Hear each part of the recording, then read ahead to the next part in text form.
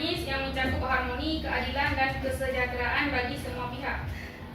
Perdamaian melibatkan transformasi konflik yang konstruktif, penghapusan ketidakadilan struktural, dan pembangunan hubungan yang saling menghormati.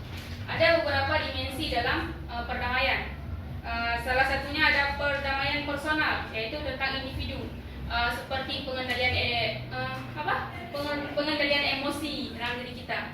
Itu adalah perdamaian personal. Ada perdamaian interpersonal ataupun seperti perdamaian antar kelompok ataupun antar kelompok lah pokoknya ya. Antar satu kelompok dan kelompok yang lain. Kemudian kelompok dan juga antar negara sekalipun.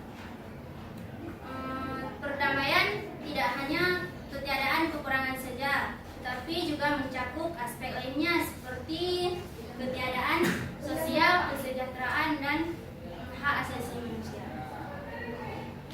Konsep dasar perdamaian memiliki dua aspek pula. Dimensi-dimensi perdamaian ada perdamaian personal dan perdamaian interpersonal.